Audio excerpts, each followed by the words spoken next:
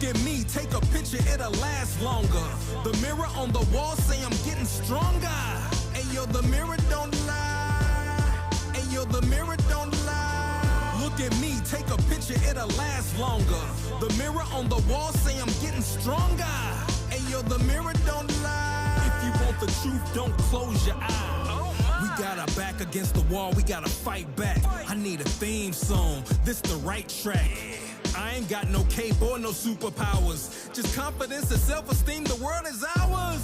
I believed in me when nobody didn't. This ain't no freestyle, just some facts that's written. Come on, let's hear it for the boy. He bringing pain at the same time, joy. I bob and weave through the crowd, so untouchable. At first they hate, then they loving you. It's a crazy cycle, but I'm going through it. I wish I was lying, that's why I show and prove it. I'm destined to be one of the best to do it. I ain't saying I'm the GOAT, but I'm closer to it.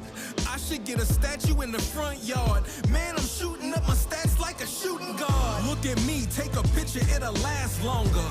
The mirror on the wall say I'm getting stronger. Ayo, the mirror don't lie. Ayo, the mirror don't lie. Look at me, take a picture, it'll last longer. The mirror on the wall say I'm getting stronger. Ayo, the mirror don't lie. If you want the truth, don't close your eyes. I'll give it to you in 3D or even play by play. I'm your guest announcer, are you here today? Yo, let me get a show of hands if you rockin' with me. Ain't no stopping us now, we bout to bounce quickly. I'm about to start a movement, put your fist up. Everything all black from the wrist up, yeah. Leather gloves, no prints, what? We about to dip, deep cut, yeah. Now bring it back like a boomerang. Who that man? Do that thing, coming through like Buddha Bang. Setting booby traps for girls and goofy cats. Hog tied and handcuffed through in the back. Zip locked and sealed up and tossed away. I don't know about your future, but it's bad today. I'm a prophet and a guru and the rap police. You in the belly of the beats, masterpiece. Look at me, take a picture, it'll last longer. The mirror on the wall say I'm getting stronger. Ayo, the mirror don't lie. Ayo, the mirror don't lie. Look at me, take a picture, it'll last longer. The mirror on the wall say I'm getting stronger. Ayo, the mirror don't lie. If you want the truth, don't close your eyes.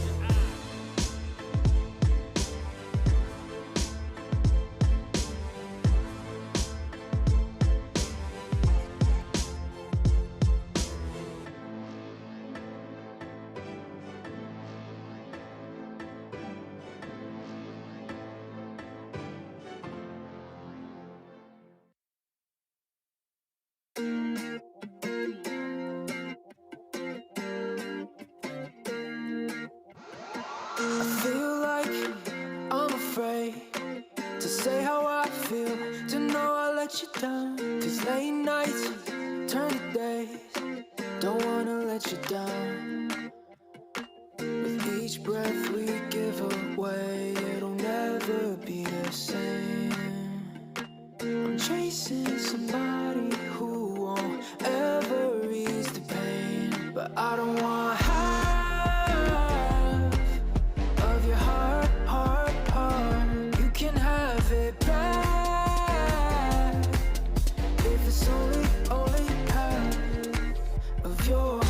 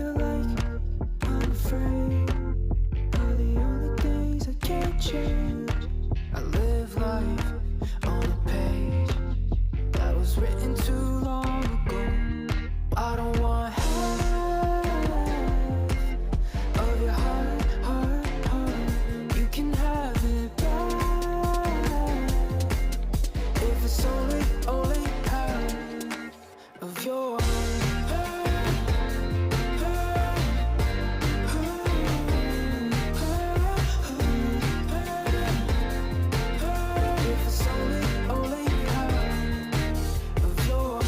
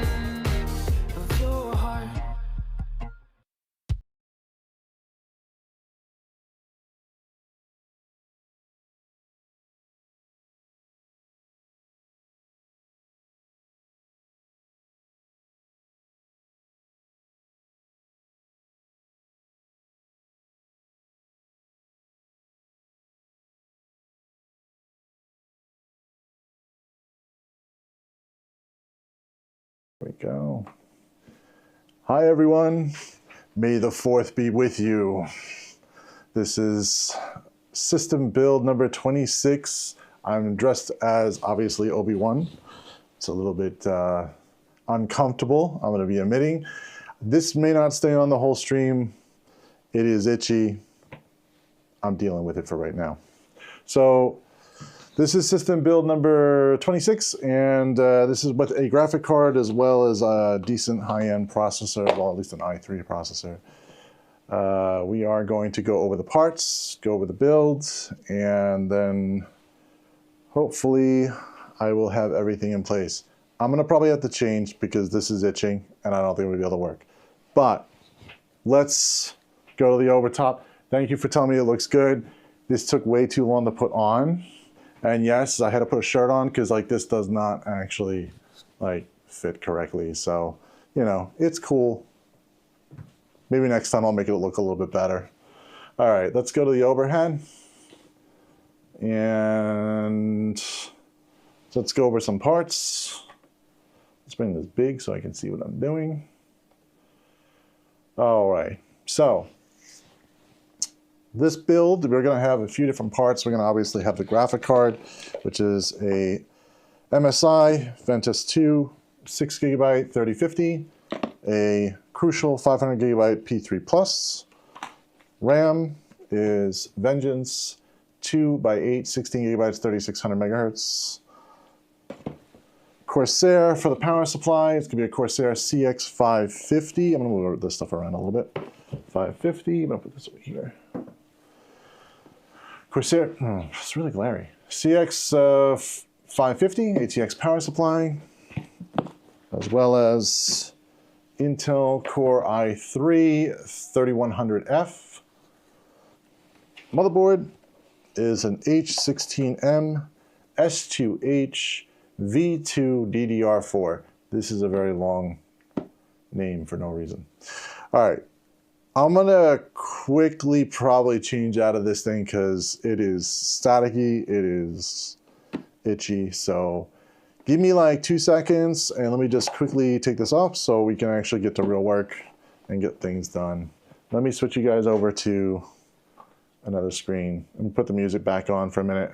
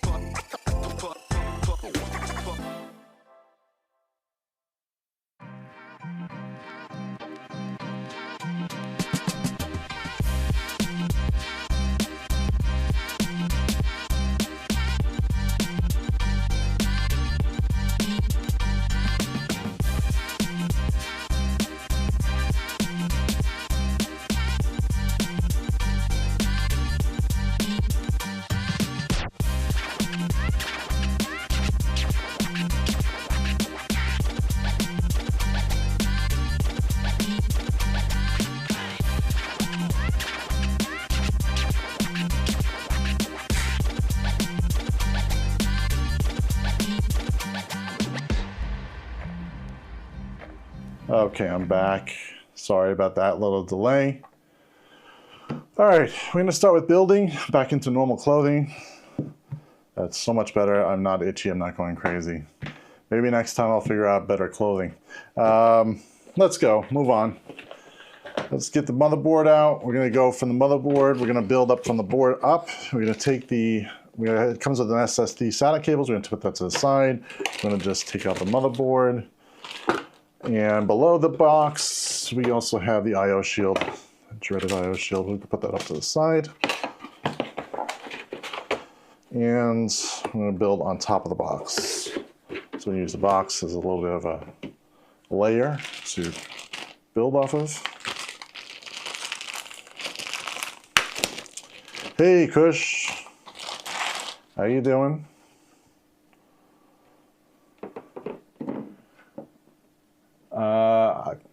Sorry anybody coming in late. I kind of like ditched the Obi-Wan Kenobi outfit. I had it on, but it was way itchy. I apologize, and I had to change into something else. It was too much. I don't know how cosplayers do it, man. That's just a lot of extra work. Maybe they make their own stuff. I mean, I bought it off Amazon, so probably sketchy in the first place. All right, so let's put in the processor.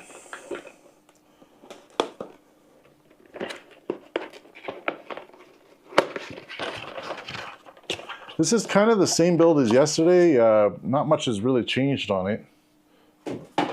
Basically, you know, in the box you get your little badge from Intel, as well as the manual, your heatsink, fan, and your processor itself. Processor basically has pads on one side, the other side has the writing, and it also indicates with an arrow the correct direction of how to install the processor. You're going to be also looking at the arrow on the board to match that up. So we're going to do that. We're going to open up this socket here and just put the processor in.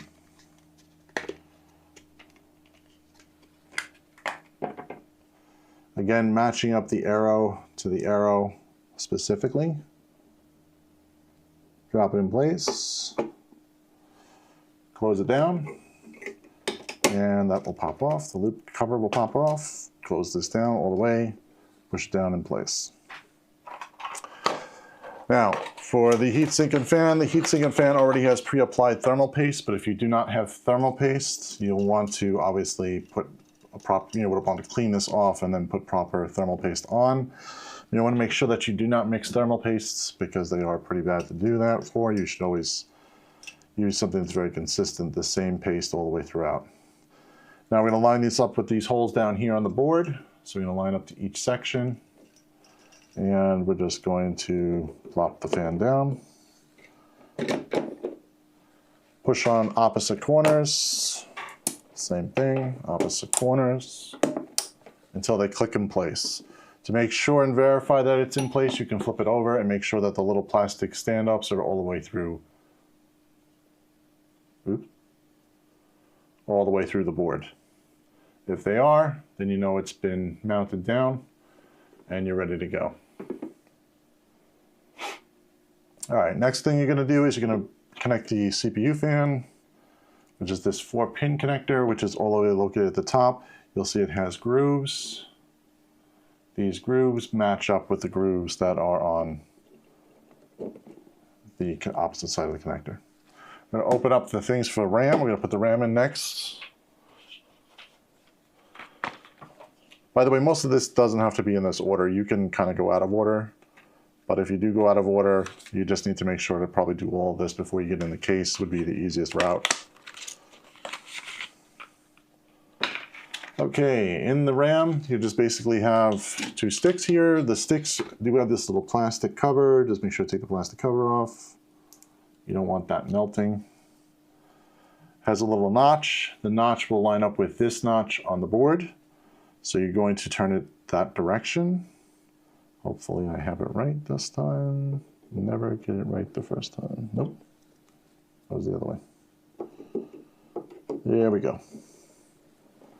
Should click down. The little tabs will click over and hold it in place.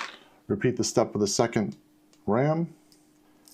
If you have more than 2 sticks of RAM, you may want to make sure that you have it in dual channel mode. To do that, look at the motherboard. The motherboard will have an actual marking of which ones are going to be in pairs with each other. So you'll see like DIMM A1 or 1A or 1B or 2A, 2B, and you'll want to line those up. Now, if you have 4 sticks of RAM and 4 sticks for 4 slots, then it's not a big deal. Or if you have 2 sticks and 2 slots, it's not a big deal.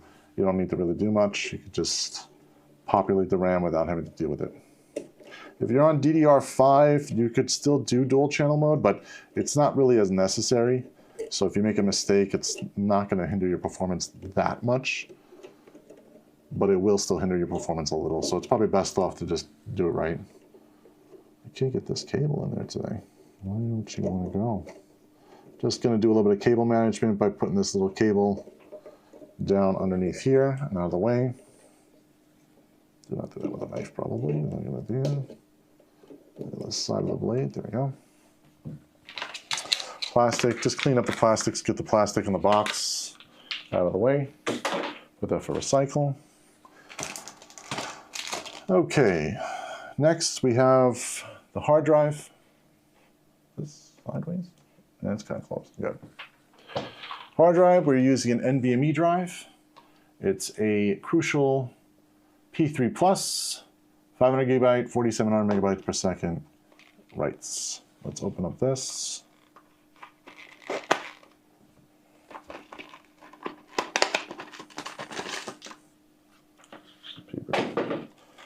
Okay. And here's your hard drive. You just get the drive out. We're not going to use the screw. There's no reason. They do give you. It's nice that they give you an optional screw, but you don't need a screw. You're going to hold this. Be careful of this edge. Obviously, that's the connecting edge. That's going to go into here, and it's going to go on a 45 angle and down. First, I'm going to open up the plastic retention. Put that open. Push that in.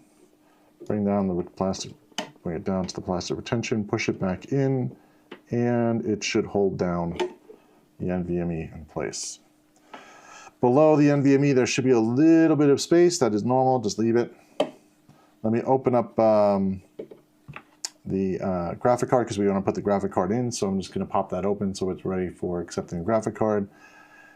Everything else on the board is pretty much what I went over yesterday. Same thing. I'm just going to go over it really quickly. Let me bring it up. I'll bring it up a little bit. I'll bring it up and we'll just show a few things that are important. So we have. Ooh, that's like really. There we go. I don't know, we got a little bit of reflection, sorry guys. So basically over here you have your hard drive, your front panel connectors, which is your hard drive LED, your reset, power LED above that, power switch to the right of that. System fan is right here, that's gonna be connected for the front fan.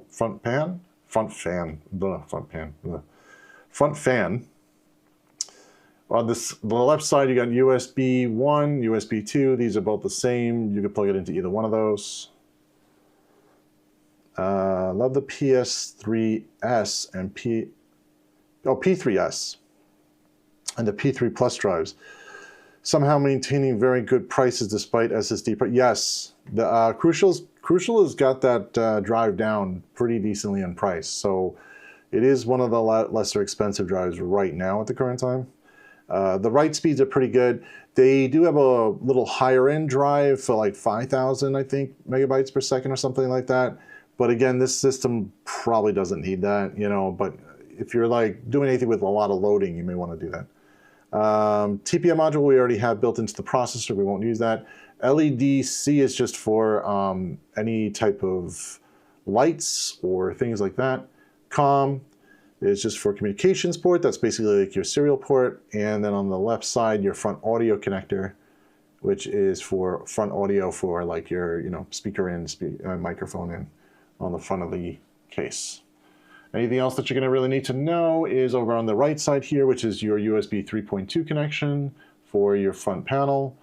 You're going to have SATA connections as well as your power connector for the actual motherboard, and you have your other power connector up here in the upper left of the board, and you also have a system fan. If you have a fan going for exhaust, you would use that. This case does not, so we're not going to use it. It's just the ones that it's not installed. We're only putting in whatever's installed with the case. So let's go back. All right, so that's all you really need to do for actually installing everything for the board. I've seen a lot of local computer shops selling computers using cheap SSDs from Chinese brands I've never heard of, like Foxine. I'm probably totally destroying that because of high SSD prices right now. Yeah, we don't do that. We've learned our lesson over SSDs a long time ago when they first came out, and we got a bad batch from, I think, Mushkin. We had a bad batch from Mushkin, and it was a real nightmare. And yeah, we will never do that again because we only now stick with companies that we 100% know. We won't mess with that kind of stuff, especially with a hard drive. You know, if a hard drive fails on you, it's a real nightmare to get your data back or whatever. And not every customer backs up. They should, but we have to be realistic. Not everybody does. So it is a thing. So I recommend that you go with a name brand. Crucial's pretty good. Samsung's pretty good. What's the other one? Toshiba. I think Toshiba still has them, or something. They're under a different name. I think Koixir or Coaxier or something like that. I think that's their Toshiba's brand of that. So there are other brands that are pretty good. I've never heard of Fanzang. Never heard of that one. But I've also seen a lot of questionable stuff in like Acers, and as well as like the pre-build Acer models and the pre-build like laptops and stuff. There've been some questionable drives in there, but you know, I guess they test them. Dell does the same thing. Dell has a lot of unnamed brand stuff in their SSDs, so it's kind of really weird to begin with. But I think it's because they're just such large volume that, you know, like I can't buy that kind of volume. So I would imagine that they have just a little bit better resources for that. So, okay, so this is done. Let me put this off to the side. Let's get the case over. And I'm going to put the case up. We're going to put it right into the case. Oh, sorry, you guys are not going to see much here until I get the case down.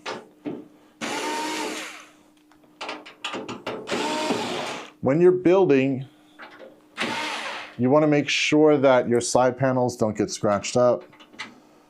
So just either put them back into the box that you got the case out of, or, you know, stand them up against something so they don't fall over and scratch on you. You know, it's just horrible to like build the whole machine and then you end up with a scratch on the side of the case. Kind of will piss you off. It's kind of like getting a brand new car and then scratching up your side door or something. You know what I mean? Like, you'd just really be pissed off. All right, so here we go. Let me put this down a little. All right. I am trying to get the best way to get this in view again. I don't know why this moved on me. There we go. All right, so a few spots that are very important to note.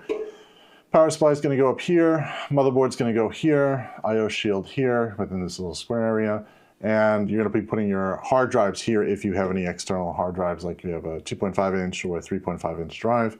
It will go located here. I'm going to take this off to get the screw box out. We'll go through the screws really quick.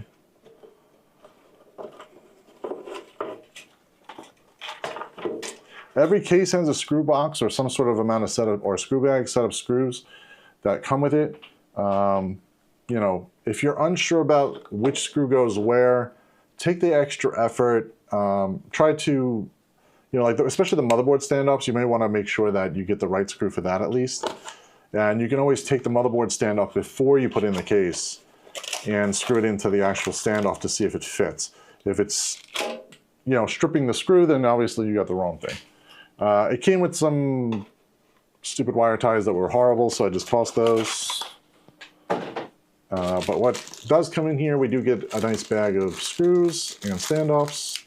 Take that out. I'm going to put this into a metal tray so we don't lose them. There we go. All right, so in the screws we get these are the standoffs for the motherboard. They will hold, they'll hold the motherboard in place. This little thing is like a security tab. Just throw this out. This is horrible, unless you have a real use for it. If you have a use for that, don't use this as the security. This shouldn't be the only thing locking your side panel.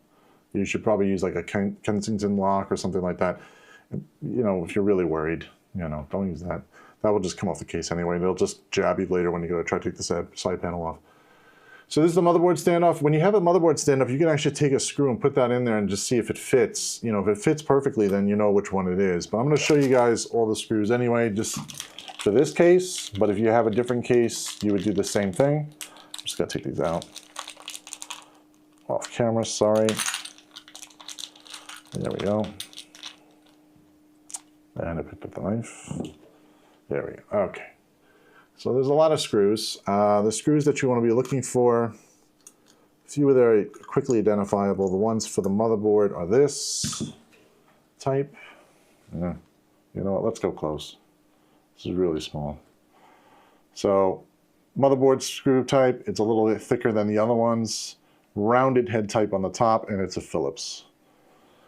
The ones for hard drives are these. This goes for a 3.5 inch drive. This is for your like spinning rust drive, mechanical drive, or anything like that. That's what you would use. That plus putting it through the grommets that are over here.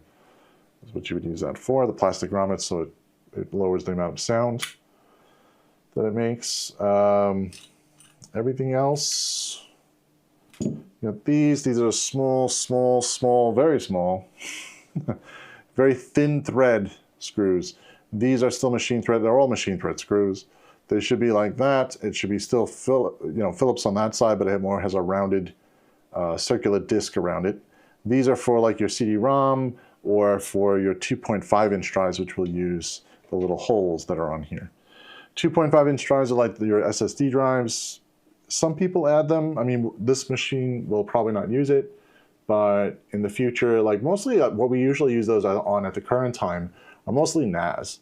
NAS machines, you know, network attached storage devices, are usually where we're using 2.5 inch drives at this point, just because they're a little cheaper.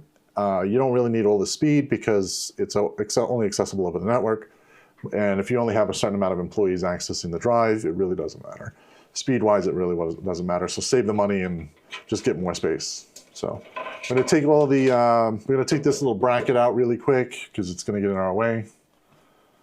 Get this out of here.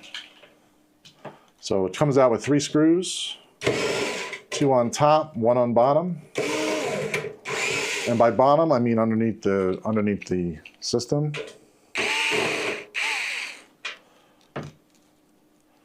Take all 3 screws out, and it should just slide to the left and pop right out. We're going to put that back in later. We do still give that to the customer. It does add rigidity to the case. It does offer a little bit of stability, so the case doesn't wobble so much. But for building purposes, we want to get it out of the way. I'm going to take all the front I/O stuff and just push this off to the side for now, as well as the fan in the front if it's in your way. Next, we're going to do the power supply. Kind of going quick today, I apologize. I think had too much coffee.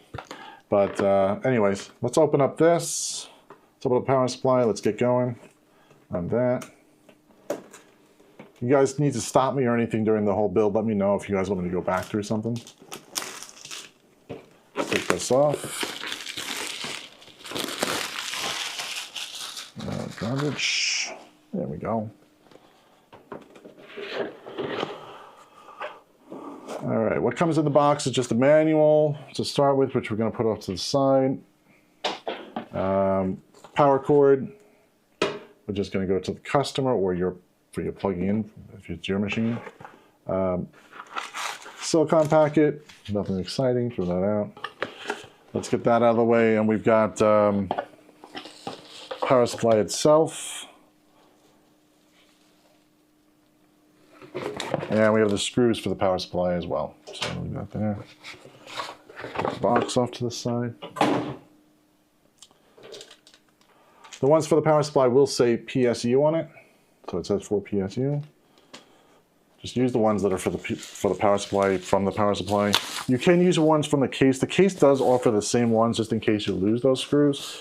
But I would recommend using the ones that come from the manufacturer. They're probably better. All right, power supply wise, we're just going to put the label upwards to the top of the case so that this label faces up, and it's going to slide in on top of the notches, back into the back part of the case, and slide to the back. And we're going to take the 4 screws that I just put up to the side and screw them in from the back of the case. This goes here. All right. Over here. All right, on the back of the case, you're just going to move it a little bit more towards you. It's going to be the only 4 screws that it fits into. It should line up properly. Make sure your fan is facing down this way, so your fan should be coming into the case for this case. If you have a case that has a second, like, little compartment for the power supply, you may want to check to see if this is going towards the filter, the fan's going towards the filter. It may be there. Okay.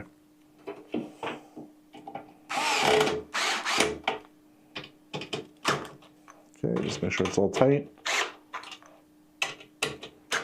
Okay, we're all tight. Now what we're going to do is we're going to put in the motherboard standoffs and the I/O shield. I'm going to do the, you know what? Yeah, we'll do the I/O shield in a minute, it's fine. I won't forget. I've always said before. Okay. My last words for that. So we're going to put down the standoffs. I'm going to use a nut driver for that.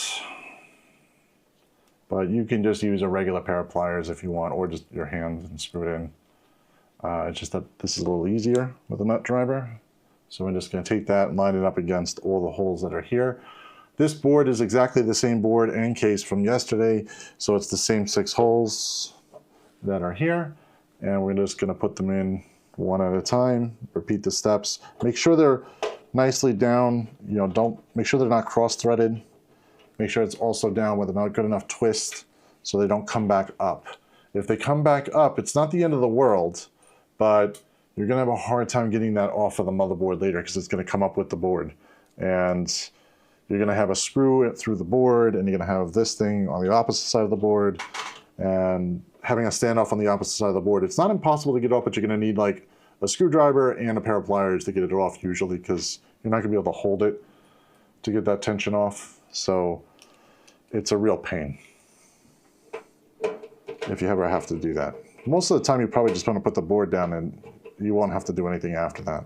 But if they're nice and tight, you're not going to have to worry about them loosening up and coming off in the future. If you have to upgrade or change something in the case, or maybe if your motherboard's bad, which is a big possibility, could be another possibility, you don't want to have to worry about that. Oop. All right. I got 2 more.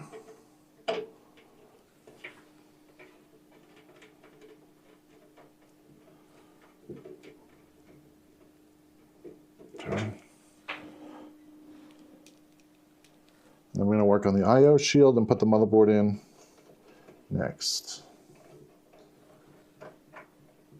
So you can't see this. I know this screwdriver doesn't really help with seeing what I'm doing, but I'm just basically lining it up and then turning it into the to the screw area. All right, I/O shield next, because I'm going to forget, and if I forget, everybody's going to yell at me, I hope. Let's get that off there. All right, so on the I/O shield, we have all the ports are going to be labeled with either icons or display. So this is keyboard, mouse.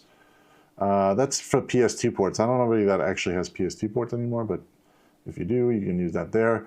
DBI is down here. VGA is up on top. You get your display port, your HDMI connection, which we're not going to use any of these because we have a graphic card. But if you don't have a graphic card and you have onboard video or audio, onboard video, you would use one of these connections. USB is down on this side where you probably plug in your keyboard and mouse. There are 6 of them. And then you've got your Ethernet right above that and some audio to the right. Only if I forget. Don't yell at me unless I forget. guys can't just yell at me for yelling at me. What kind of audience is that? It's abusive.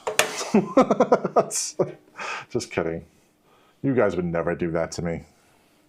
All right. Okay, so now we're going to put in the motherboard. Motherboard, we're just going to put on a little bit of an angle and put it into the I/O shield. Make sure that the I/O shield, you can see everything. Make sure that all the ports are visible. There's no problems with the ports. I had a little off there. That's good. There we go. Now it's correct. And you should be able to see the little gold standoffs underneath where everything is, underneath the board. So we're going to put the motherboard screws in. Just going to do one at a time. Be sure that you put the same amount of standoffs as you have screws.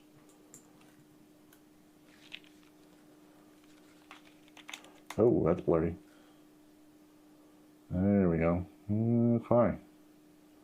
All right, so there we go. Just make sure they line up.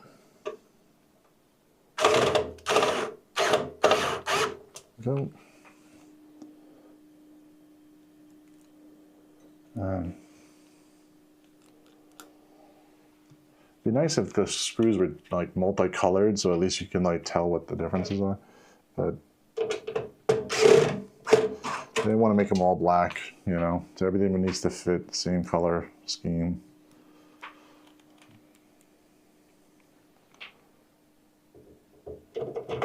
Oh, that's not the one.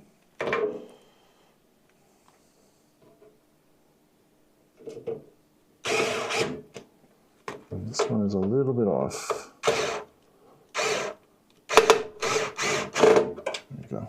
That's proper now.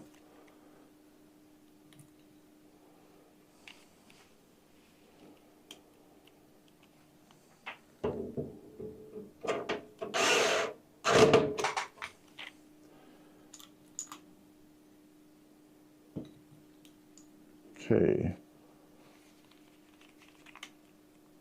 Last screw. All right. Now we're ready to put the graphic card in, and also, oh, you know what? Let's do the front panel connectors first because the graphic card's going to cover that. So let's do that. There we go. Front panel connectors, they're all labeled. Well, at least this case is labeled. If they're not labeled, you may want to like double check the case manual, or also check to see if like maybe the motherboard also has some help and direction on it. But most of the time they're labeled on the actual cable itself. You'll see here it says power switch, HDD LED, power LED. There's no reset switch on this case, so we don't have to do that. So let's go back to the board, and you're going to plug those directly in to where I showed you before, which is the front panel connectors, or F panel 1. I think it's F panel 1. It just says F panel. Make sure to put them positive to positive, negative to negative, if they have a positive, positive, negative, negative. If it's a LED, it will have a positive and negative. If it is a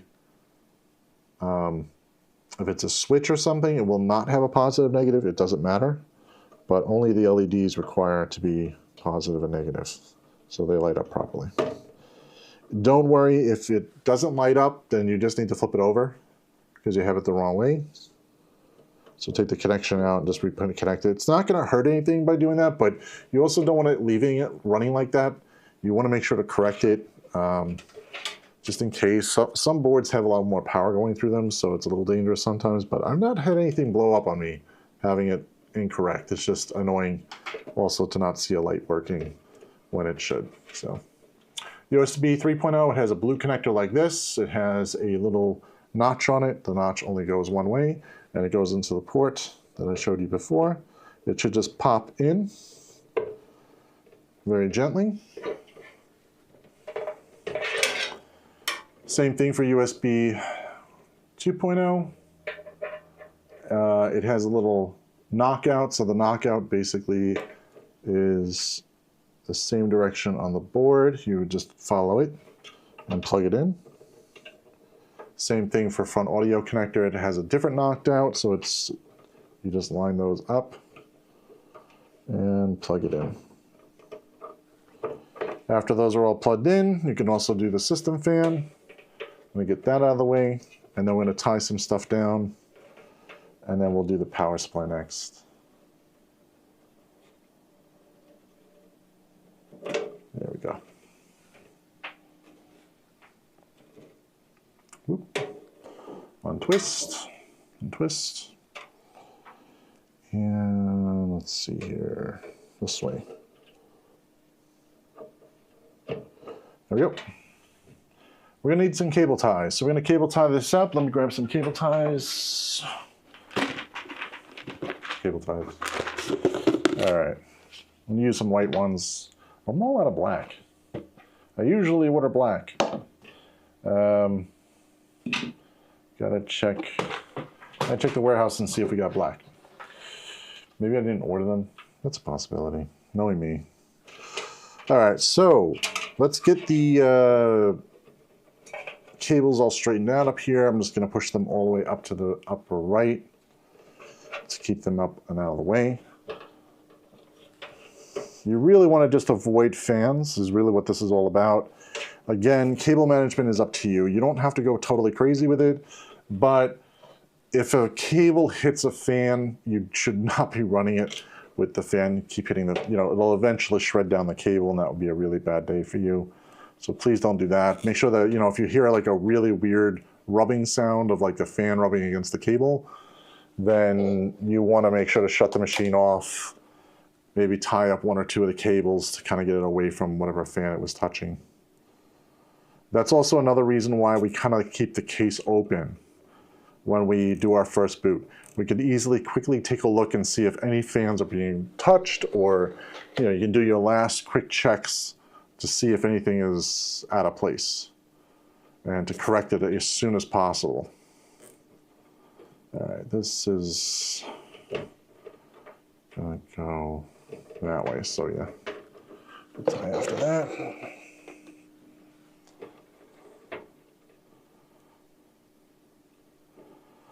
If you want a good word of thumb for like, how do I do cable management so well, or how do I get cables in the right order, it's pretty simple. Try to keep it with lines and where you're gonna tuck them under. So if you do a line of cables, like a line of cables going one direction is always the best way, and then you can just maneuver it a little bit to get it into a position that's away from all the fans or away from anything that's gonna be moving inside the case. I would worry more about that than like cleaning.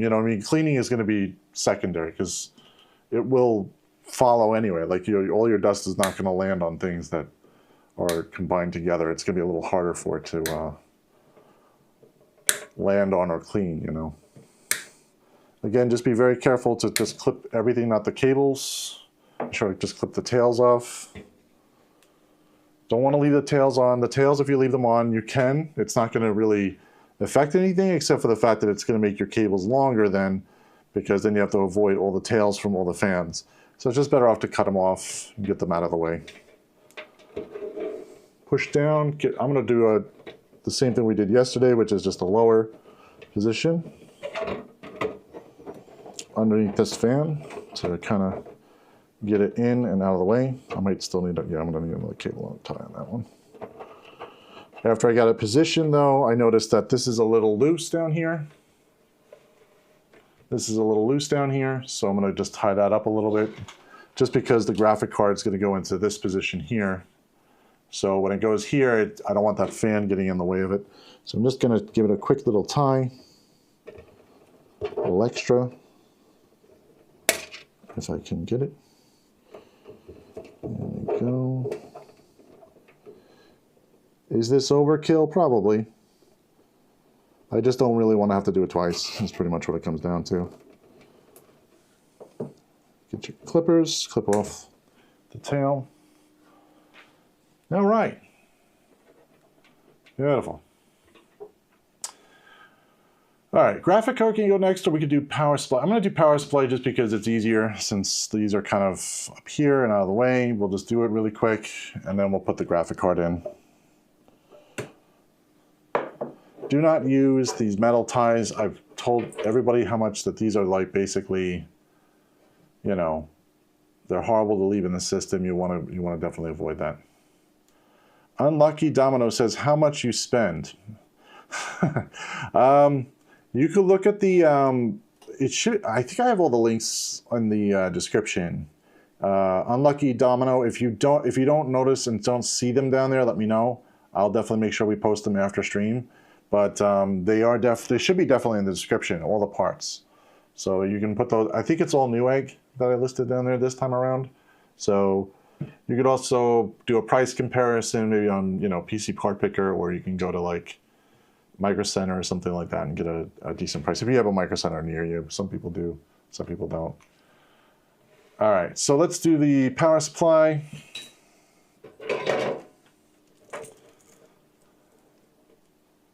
Let's do this.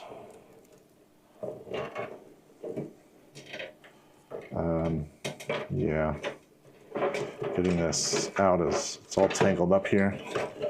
So we're going to get the 24-pin connector, and we're going to get the 8-pin connector.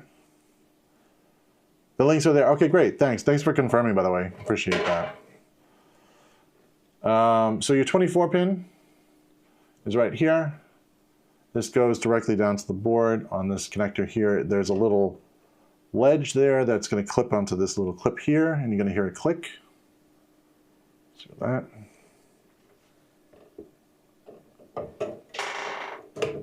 Should click in place. I'm just going to tuck this cable out of the way up into the CD-ROM area where we're not using that anyway. Just to kind of get that out of the way. Now there's other connectors that we're going to use. We're just going to plug in the CPU one, and then I'll show all the rest of them just to kind of explain what's going on, but we're not going to use all of them. Just try to tangle this. Sorry about the noise. There we go. Okay, so the CPU one says CPU, and that's going to go directly to the motherboard in the upper left corner over here. It's an 8-pin. It has a clip on top. This one also looks like the PCI Express one. So be careful not to make any confusion here. You do not want to plug the PCI Express into the motherboard. This is only for a graphic card or another device. So I'll put that off to the side. We're going to go and plug this straight down to here.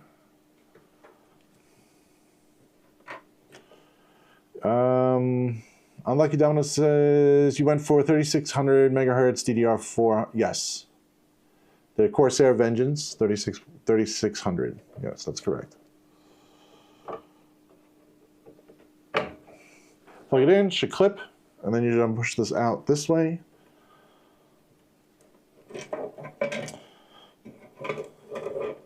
This board is, maybe you're asking why DDR4, not DDR5. Maybe that's what you're asking.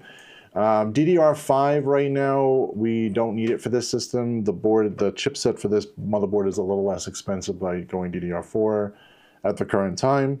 Customer is not going to utilize the extra speed and performance, so it really depends on the customer and what they need.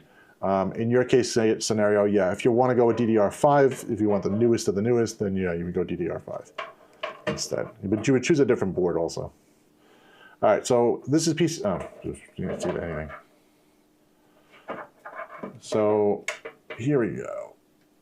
PCI Express. This one's obviously for your graphic card. It does have 6 connection and as well as 8. This is not the newer NVIDIA connection. The newer NVIDIA connection for like your 4090 series and stuff like that. You need a different type of power connector that I don't really approve of, but you can use that if you want, you know, or you can use the conversion. It'll convert these to that type of connector as well. So you can use either one. SATA connections are next. This is your SATA connection. Has a little block here to basically put it in only one direction. So you want to make sure that that block piece fits the piece that you're plugging into. In this case, we're not plugging any of that stuff in. So we're just going to put that off to the side. Last connector is a Molex connector, 4-pin Molex. Usually used for like lighting, could be used for lighting, older lighting, or it could be used for an older device like a tape drive or something like that. You know, there's other stuff that can be used. Or an old hard drive also might have that, but you'd probably be using the SATA connections at this point going forward. It's just for backwards compatibility really here. We're going to take all those cables and we're just going to tie them up really quick. Unlucky Domino says, have you had any problems with the unlocked 13th gen having issues with running 3600 megahertz in Gear 1 mode? I'm interested in how good the binning is for the 1300 compared to the 1200 since they're basically the same. That's a good question. I haven't run into a problem, not 100%. And I'm gonna probably change my answer here a little bit because what we usually do when we load an XMP profile, first of all, I do a full memory test on the XMP profile. So really the motherboard decides a lot of that for me. The Gigabyte boards I didn't have too much of an issue with. I had some problems with Asus boards putting the raw memory speed in. So, you know, if you put it in manually, it works fine. But, you know, not everybody knows what the manual settings are. So that's a little tricky. And you have to kind of reference your motherboard manual as well as, you know, the RAM, knowing which speed you're running at and etc. to make sure that you put the proper, you know, voltage, proper speed, you know, proper megahertz, etc. I think the best way to say this is it really comes down to the motherboard. I would also make sure your BIOS is up to date before you even start, because there's a lot of software changes, and I say software, but really just device setting changes that happen in the BIOS that really will make or break that difference of how well it's going to work. You can always also go back down to the safe defaults of auto without XMP on, but you're going to lose all that extra speed. So yeah, it's a big trade-off. I haven't personally run into a problem yet, but knock on wood, it's been running pretty good without any issues. So, but we've been, you know, we did actually 2 other systems the other days, Thursday and Friday, and they were all at 3600, I think. At least yesterday was definitely at 3600. That system tested out. It's still here. It's still running a memory test, and it's going to be delivered Tuesday. So, you know, it's still running, and it's no problem. We had already passed the first set of RAM tests with no issue.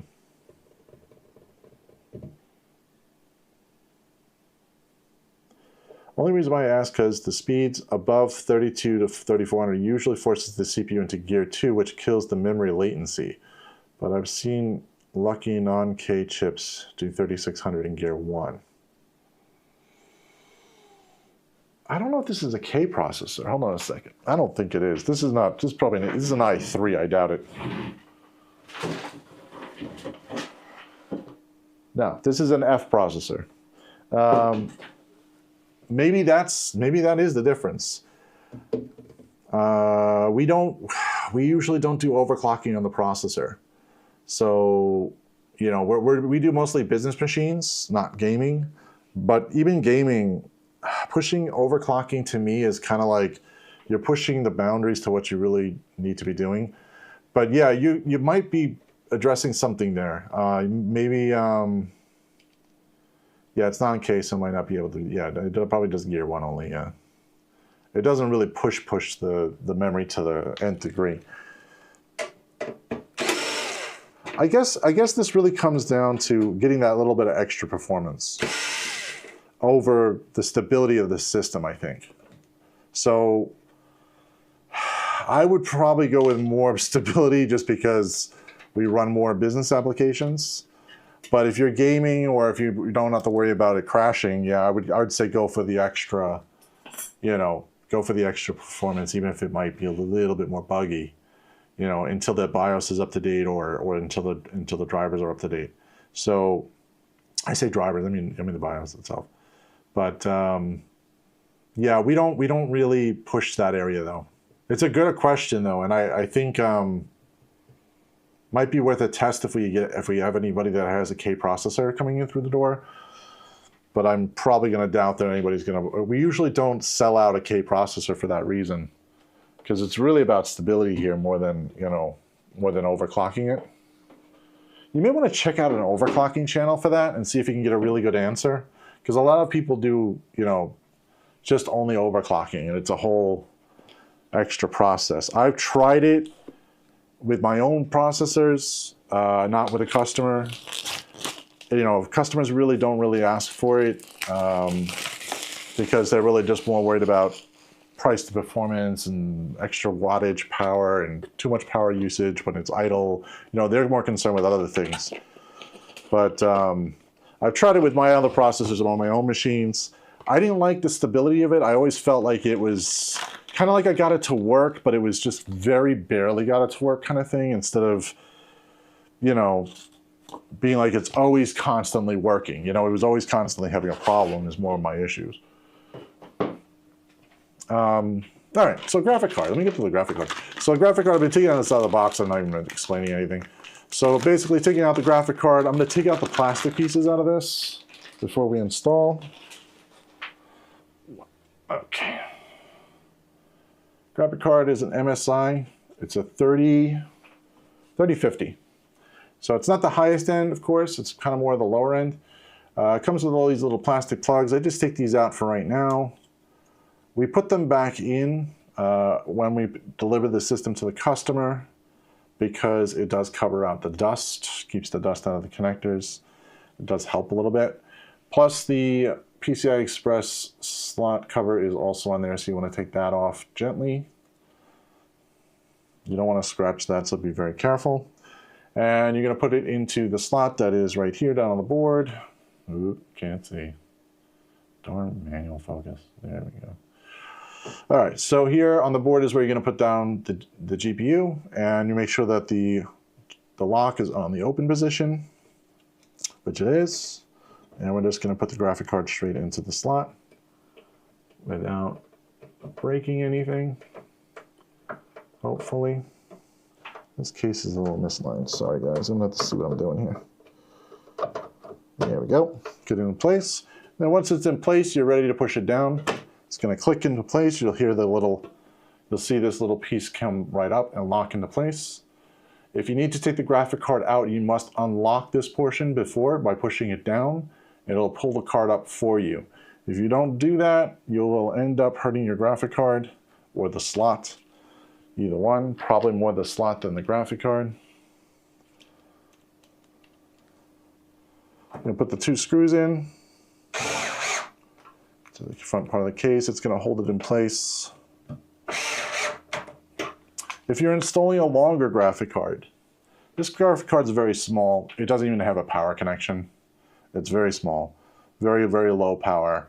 If you have a longer graphic card, though, you may want to get like a little, you know, anti-sag bracket, just so that it doesn't sag down on you. You don't want this board starting to bend. Usually most graphic cards, if they're just about a little bit past the slot, like this is a little bit past the slot, it's not gonna be that heavy.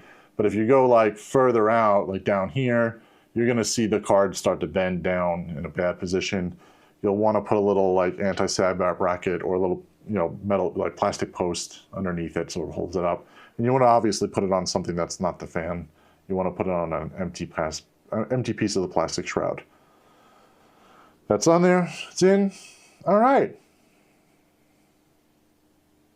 I think we're ready for a test. Yeah, all right. So we'll just do a little bit of cleanup here. We're gonna flip the system on, and hopefully everything will turn on. We won't have a fire. It'll be all good. All right, so get the plastic case covers out of here. Just rearrange everything. All right, this has got to go the other way because my connections are all over here, which, you know, I'm gonna have to redo my studio eventually, or my little setup I've got here, so that it makes more sense. But right now, Brian will just deal with getting it connected. All right, so let's do a different camera angle. This is not so pleasing. Let's do that. There we go. Yeah, don't need this anymore. Oh, we're out of here. Okay. So I'm going to plug everything in. Power. Graphics are going to be plugged into the graphic card, of course, down below. Keyboard and mouse.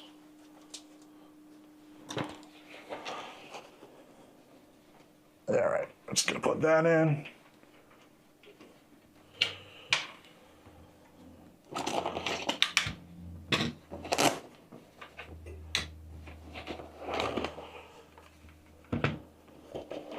Okay, keyboard, mouse.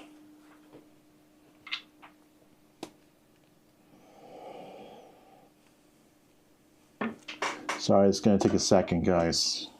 Just hooked everything up, and we will go into the BIOS and start updating the BIOS. The flash drive that I have already has the BIOS and Windows 11 installation already ready to go. Ready for install, which I'm going to plug that in as well. What I am doing is keeping the internet disconnected for now, just so that when I load up Windows, I don't have to worry about a Microsoft account and a whole bunch of other junk. So we'll do that last. Put the power on, plug it in, make sure it's good, power it on. Yep, lights on. Fans are turning. And we should have a boot in a second. Come on. Intel at least boots up a little faster than AMD. All right, so we're in the BIOS. What you want to check here before you start anything is you want to make sure that your processor is set correctly, your temperature is good, you know, everything else is looking pretty good, your system temp is good. All right, we're ready to basically do the BIOS. I usually like to sit in here for a second just to make sure like CPU temp doesn't start running away. If it starts running away, then you probably got something wrong with the thermal application, so make sure to redo that. And maybe check the fan, maybe check making sure it was, you know, either pushed in or screwed down correctly, etc. So what we're going to do today, we're just going to update the BIOS first. We're going to go to QFlash. We're going to say update BIOS. We're going to select the BIOS that I downloaded. We're going to say yes to updating the BIOS. It's going to verify. Now, verification, let me turn myself over here. Verification on this side, you'll see that the current flash, the BIOS data of the current BIOS, and then what we're updating to. So we're updating to F29, so we're just going one step up. And double check the checksum for you, so you don't have to do any of that. Unless you want to check the checksum, you can do that. I mean, should probably have done that before you got to this point. So moving on, hit start, it's going to reboot. It's going to go through its flashing mode. This is normal. At this point, do not touch the keyboard, do not touch the mouse, do not play with the power button. This is not the time to mess with things. Just wait till it's done. It's going to verify, it's going to update. GIGABYTE's pretty quick. The slowest ones that I've noticed is MSI and Asus is a little slow, but GIGABYTE's pretty quick to update. Their patches are not so bad.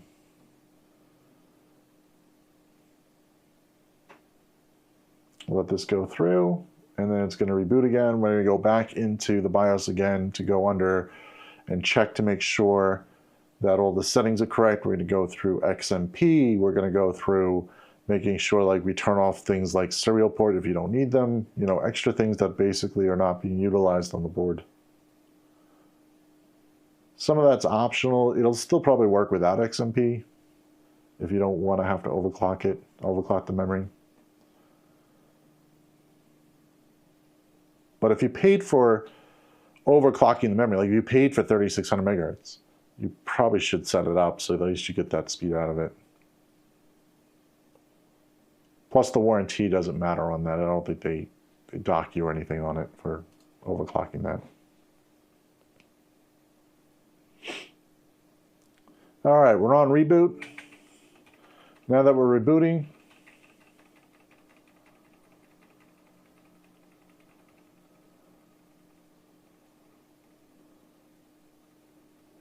go back in the BIOS. I like to go to advanced just because it's easier to find everything. And I'm just going to go over to a few different options. XMP, I'm going to do extreme memory profile. We're going to hit that. Profile 1 comes up 3600. Auto memory multiplier, you can leave that alone at auto. I/O ports, I like to turn off a few things. We want to leave that on. We want resizable bar on. It'll help with a few things, but it's not a little bit of the graphic speed. App Center download and install configuration. I like to turn this off. This thing's annoying. That tries to install drivers that I already do manually. Super I/O. Also, I disable that for the serial port. We don't have a serial port connected. USB, I just check it to make sure everything is on, including legacy if we need to boot from a legacy device. NVMe, I just check to make sure the drive is there, and it is. If you want to do a system test, you can hit return and do a system test. We're not going to do that since it takes a long time, but we'll do it later just to be sure that the drive is good. SATA connections, we're not using any of these, but we'll leave it enabled just in case we want to put a drive in. VDM and controller, we don't need that. VMD controller, I mean. I do not set the time and date. I set it when I get into the operating system. Just make sure we're booting off the flash drive, which we are. It says Windows 10. There's no marker for Windows 11, which is weird, but it's fine. We'll leave it at Windows 10. I do not turn on CSM support because we need secure boot as well as we need UEFI for Windows 11, so that will not be possible. We'll go over to save settings and exit. Save settings, exit. It's going to just tell you what you changed. Return. It's going to reboot. And now it should boot off that flash drive into Windows 11. Let that boot. It's going to be a minute. While this is going, I'm just going to clean up around the desk because it's not that exciting watching a progress bar. All right, it's going to say getting things, actually I shouldn't say getting things ready. It's going to go into the Windows out-of-box experience first. Eventually. Anytime now. Yeah, I'm on. Oh, it's got one more reboot. Okay. Oh, that was the memory training. You might get 2 reboots if you change the XMP profile. That is normal. I forget about that all the time. All right, in here, we're going to basically go through the Windows setup. You're going to choose your language, time and currency, keyboard layout, and then hit next, install.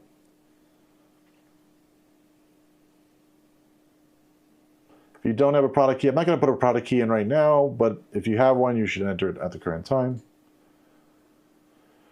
Choose the operating system. In this case, we're doing Windows 11 Pro. If you have a license for home, put in the one for home. If you put your license in, it'll automatically choose which one you should be on. But if not, then you just select the one that you want and select the one you want for the license. Next. You have to accept the agreement. You really have no choice. Next. We're going to do custom.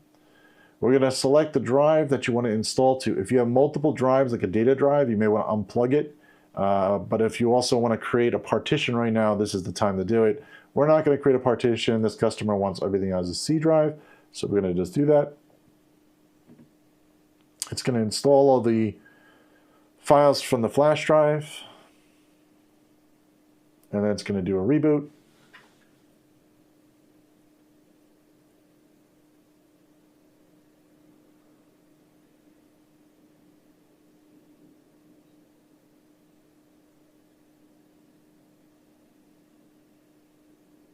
All right, during this install process, it's going to take a little bit of time. We're going to do drivers next after we get all the way through Windows. And we're also going to do the Windows updates, patches, probably another few thousand reboots later, and including removing some of the bloatware. And that should be about it. But hopefully we'll get to that point. It's going to take a little bit of time.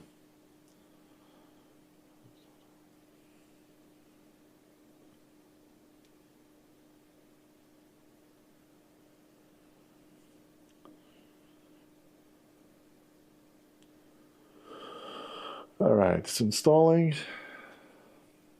Almost there. We still have the internet disconnected at the current time, so there's no Ethernet attached. So it's going to skip past that install updates. It's one way of getting rid of, making sure that we don't end up doing a Microsoft account at the end of this. The other portion is that you also need to make sure that, you have that ini file set up also. You can use Rufus to create that ini file when you go to create the flash drive. It'll ask you a question if you want to skip Microsoft accounts or disable the Microsoft accounts. I don't think it's disable. Skip. I think it's just skip. You can disable the security privacy settings though if you want. Also during that same process. This is normal, getting things ready. It's going to reboot again. It's going to find all the drivers, half the drivers probably. Or the basic ones just to get it booting. And then we're going to load up the ones that came from the motherboard as well as the graphic card.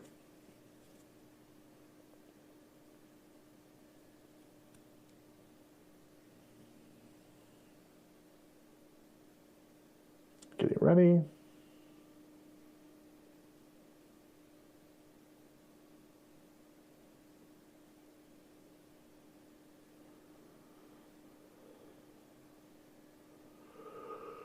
All right, restarting one more time. This is normal.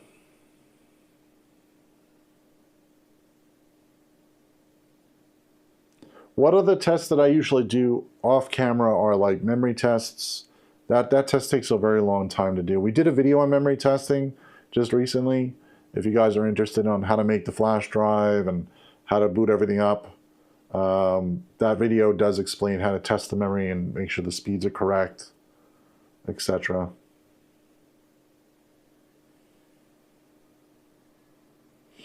Yeah, boot once or twice. Yeah, it's more like boot once like 80,000 times, but hey.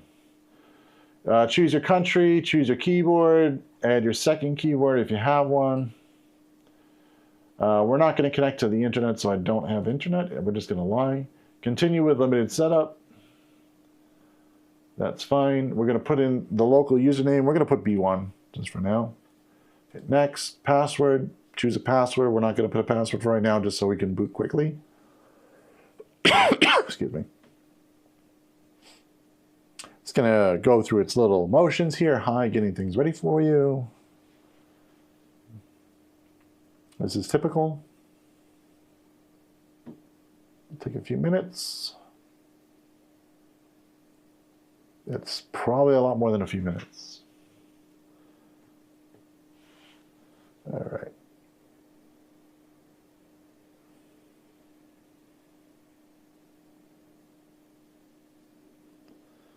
While this is setting up, it's just basically installing any drivers it can find, etc. So just sit back, wait for it to go through.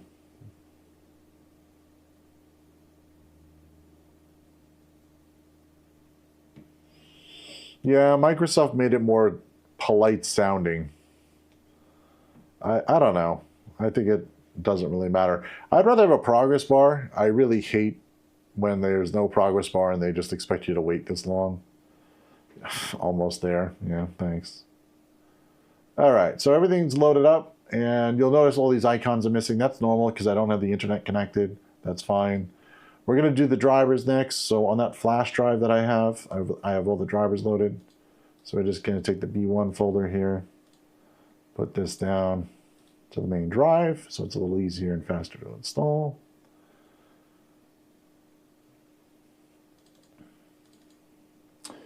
We're going to install the drivers. We're going to install the, I like to do the motherboard first. So we're going to extract all the motherboard drivers first. The graphic card drivers on top. I'll just save that for last. It's going to say smart screen. That's okay because there's no internet connected, so it can't verify anything. That's fine. Just run past it. You'll also notice installing stuff without the Ethernet adapter connected or no network. It does run faster because it doesn't have to go and wait for a server to come back. Check to make sure either that file is good or bad to run. So it's a little bit quicker that way, for all the drivers at least. You shouldn't run that way constantly. You should have things checked, for viruses and other stuff, or malware. But for this process, it's fine. Consumer. do more than one at a time, as long as it doesn't crash on you. Blinking the screen, that's normal. It's going to do weird stuff. That's okay.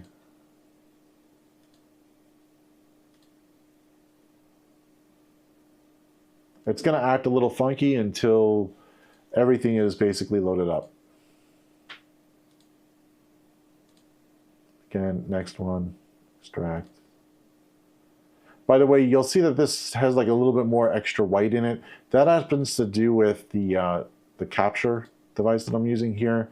It seems that when you go to plug it into a regular monitor, it doesn't do that. So that might be just something where the colors are not matching. Until the graphic card driver is fully loaded, it does this weird thing. It's not the end of the world. It's just, I think it's the capture device, because when I plug it into a regular monitor and I do a regular machine build, it's not there. It's actually a little bit more defined.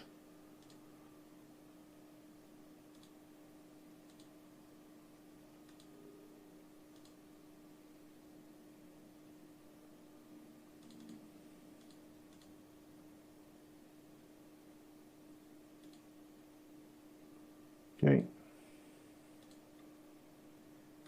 Almost done on this. Then we'll go back to the graphic card driver last.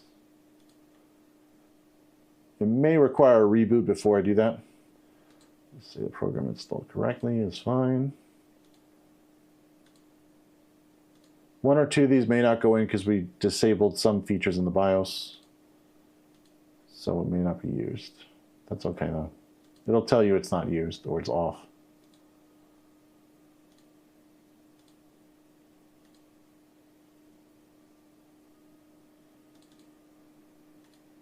Repeating the steps all the way through.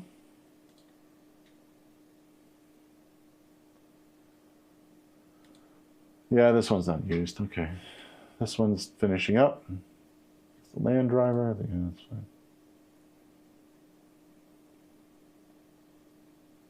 Let it go. Almost done.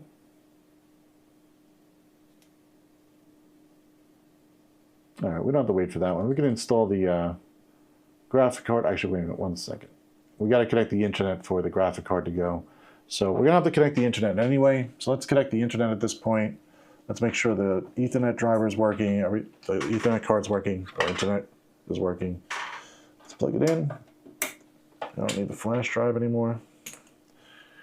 All right, so that connection goes in. This should change in a second.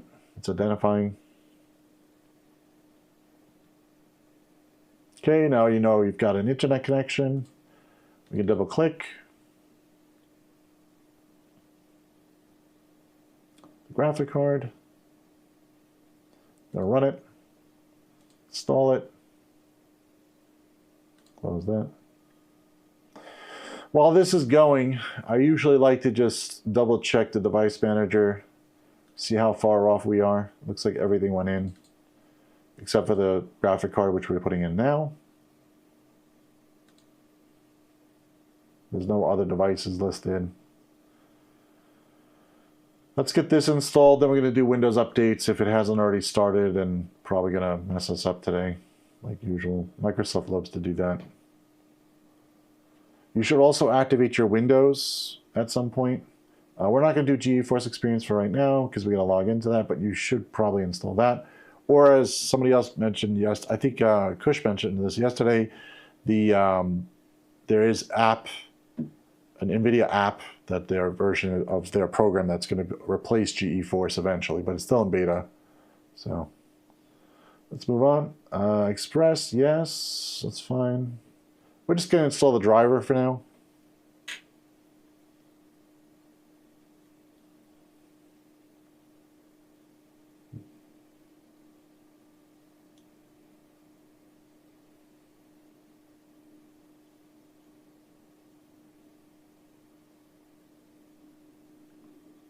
Loading up the graphics.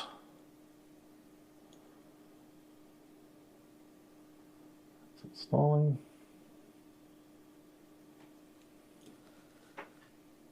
This will take a few minutes. I just want to clear the notifications. We'll wait for the graphic card driver to go in before we start pushing updates. When you're pushing the updates, you should also activate your Windows. If you have a key. We're not going to do that because we're on stream. I don't want to show a person's key. But yeah, you would do that. You'd be able to obtain your key and do that.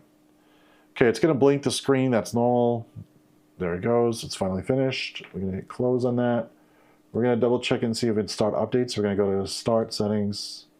We're going to go to Windows Updates. We're going to start checking. Okay, it's going to start downloading.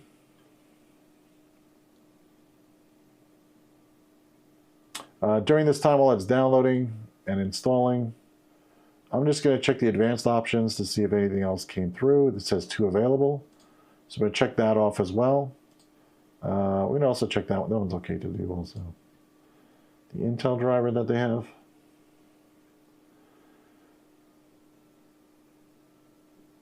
Now, the only thing that I disagree with Microsoft is that this changes to a restart button a little too soon before all these are installed. I would just be careful of that. Wait for everything to say completed. And not to reboot until it's fully completed. Because you're going to reboot a few times if that's the case, when you don't really need to. You could just wait it out until it fully installs. Plus, I've also had some corrupt installations before, and it was not a fun day. So anything that changes to the word install, just keep clicking it so it installs the rest of it. Sometimes Microsoft requires you to hit it manually for whatever reason.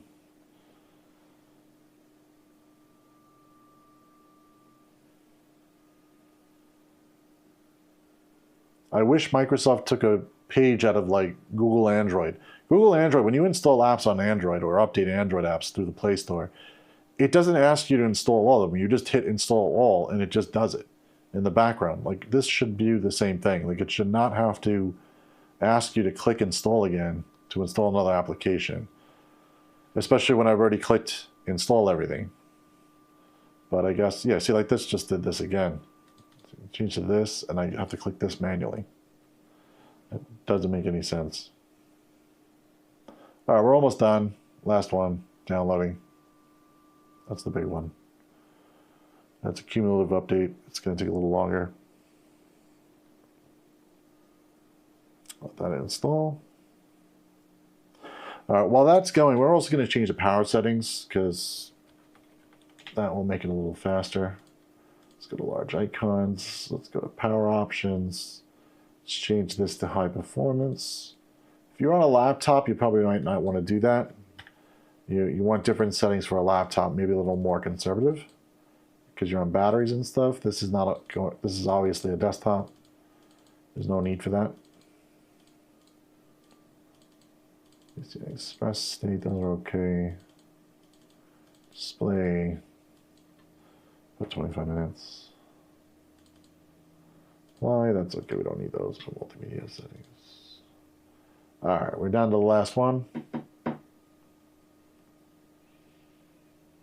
There's some alternate options also. I'm going to set up 2 more things on the network adapter, which not a lot of people do, but I'm going to open up the network adapter, turn off the power management on it, as well as go to the advanced, turn off the green features, which is the energy efficiency. Gigabyte light is off, green is off. Jumbo frames, I usually flip it up to 9K.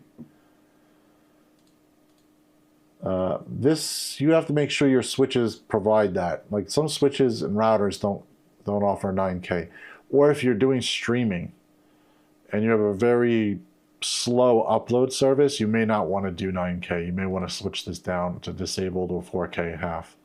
You know, we hit OK. It's going to disconnect our internet there for a second. That's going to flip off and then flip on. It has to reset the network adapter to do that. I know my internet here can handle it. I also know the customer's internet can handle it. That's why we change it.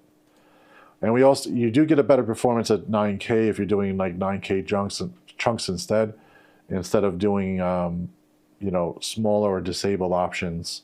You'll end up with, you know, faster data transfers to like NASes or data transfers between the network or database server or something like that. You'll be able to get more information across faster. Now, the only bad point about that is if you have a very small amount of data going across, or if you have a very crappy internet, and I'm going to say crappy meaning like just low speed, then you probably don't want to put 9K on, because then you're going to end up with probably errors, or it's going to take longer to download something because it requires a 9K chunk. This is kind of a networking situation. I'm kind of going a little far with that, but we may have another video about networking and how to do proper switching so that you guys can see like what businesses usually do, which actually if you do it for your home, it's fine too. You're just going to get better performance. And for businesses, we also separate networks a little bit more. So it might be worth going into that. Hopefully you guys might be interested in that kind of thing. How we segment networks on businesses, so we also like separate Internet of Things devices versus regular, you know, everything all on one network into 2 different VLANs or something like that. Some sort of purposeful like switching. It's better for security. It's better for performance also. You can kind of like lock down your performance a little bit better. All right, this is almost done installing. We're at 69%. Then we're going to do a reboot. And we have to install Chrome also. So while we're doing that, we can do Chrome. Okay. This customer wants Chrome.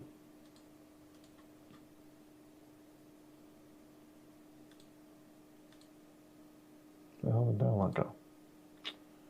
Really? There we go. Let that download.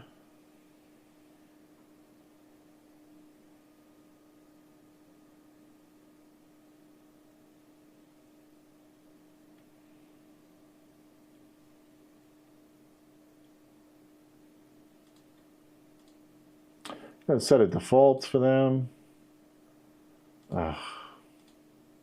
Just set everything default.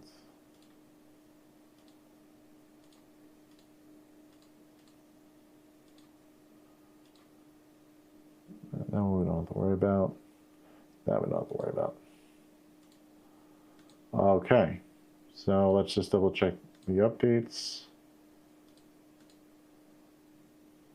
All right, we're on pending restart. Everything else is complete or it's disappeared. So let's hit restart. It's going to do a little percentage count up for after it reboots. This is normal. It's going to install stuff while the operating system is shutting down.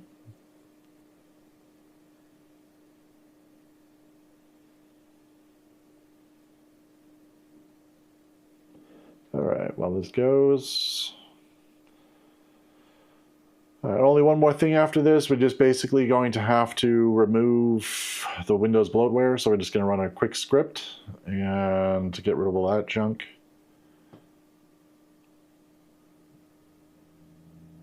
And then that's it. We'll wait for this to go. You guys want music during this time? I feel like I'm probably like saying nothing during this time. It's probably like really annoying. It's too low. Like, I don't know. Let me see if I can get some music on while we're waiting for the last bit of this. Trying to see what I'm doing. Kinda. Oh, wrong keyboard. Wrong mouse. Let me just check the levels. Media, audio. All right, let's turn on some music while we wait. Take a picture, it'll last longer. The mirror on the wall say I'm getting stronger. And yo, the mirror don't lie. If you want the truth, don't close your eyes. All right. I'll put some music on in the background while we wait for this, because there's going to be a lot of progress bars until we get to the last bit here. Yeah, music. There's a lot of empty space. I feel like, you know, it's like just kind of empty area, you know. I hate for you guys to be like sitting there like listening to nothing. All right, we're back up. B1, okay. We're just gonna open up Windows PowerShell. Okay, so if you notice, there's a lot of junk that gets installed here. So this script is gonna clean up some of this. It's gonna clean up mostly this stuff in here, you know, it's got Xbox, some other junk that it doesn't need, sticky notes, solitaire. There's a lot of stuff on here that we just don't use on the business, so we're going to clean that up. We're going to run that script really quick. Windows PowerShell. We're going to run it as administrator.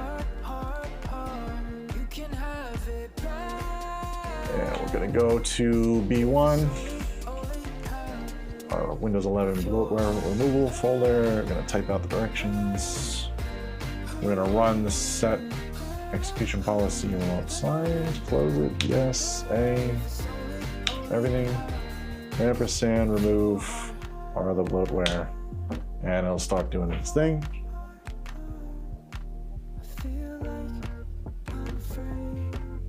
It may error. This is normal because it may not have this feature or whatever. Alright, removed it, disabled the telemetry. It also did the other portions. If you noticed, it also reset this PC to go to this PC instead of the home page.